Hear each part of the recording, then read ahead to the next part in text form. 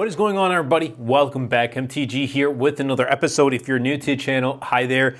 We've got the Google Pixel 9a here in the studio in Obsidian, and I did put out a poll on my YouTube community tab. If you haven't seen it, definitely be sure to take a look, because sometimes I share polls and ask you guys questions, and sometimes I like to share deals of devices as well.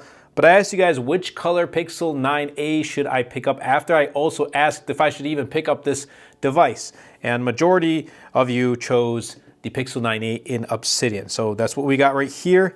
So let's quickly open the box and see what we get. So we're getting a 6.3-inch display with the Pixel 9a. We are getting 128 gigs inside of this phone, and this is the box right here. I also do have the Pixel 9 Pro XL just for reference, but there we go.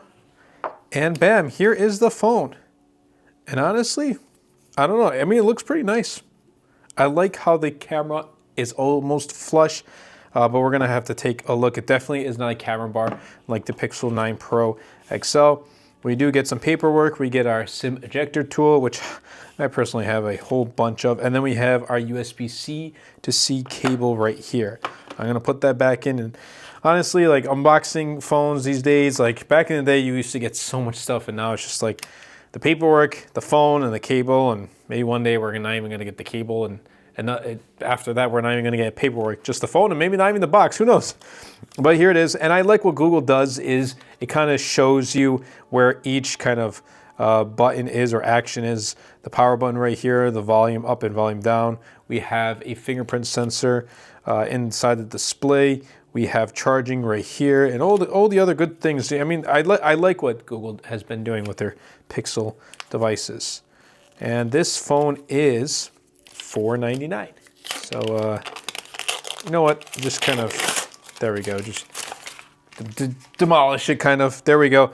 Wow, I like the back of this phone. It feels really good, and I gotta say, the camera is not 100% flush.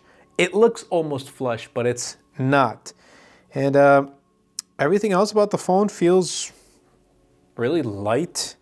Obviously, we get USB-C speaker, and then the SIM tray right there, and then power button, volume buttons. But let's boot the phone up and see what we get and kind of compare it to the Pixel 9 Pro XL. I did have the Pixel 9, but I ended up returning that after using it for a brief period. And Pixel 9 Pro XL was my main Pixel device and my main phone at one point. But you know what? I think with the Pixel 10 series, I'm going to downgrade to Pixel 10 Pro, because I really like having a more compact phone that houses the same Pro features as the larger model. So let's take a look and see what the Pixel 9a has to offer. And I think like 6.3-inch display sized phones are like the new minis, I guess. But in reality, they are not mini phones. Like, these are not mini. If you really want a mini, you're going to go for something like the iPhone 13 mini, which is going to be this right here.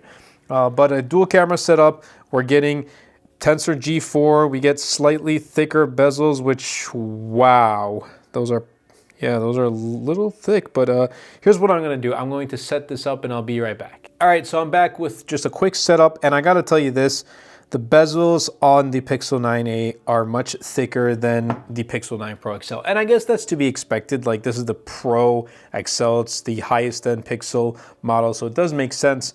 But I'm sure if we took the 9 Pro and the Pixel 9, put it next to the 9a, we'd notice how much slimmer the bezels are on just the regular 9 series. But it's, you know, it's usable. I'm just pointing that out, obviously, because I'm used to the Pixel 9 Pro XL, but it's not going to be a huge deal breaker, at least for me. Everything else about this phone, it feels like premium. I'll be straightforward with you guys. It feels pretty premium. And it shares the same DNA with the Pixel 9 Pro XL, albeit with just some minor variations. Again, there's no camera bar anymore.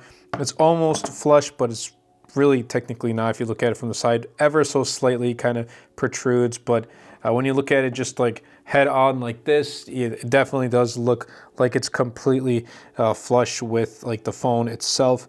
with the back itself. But yeah, I like it.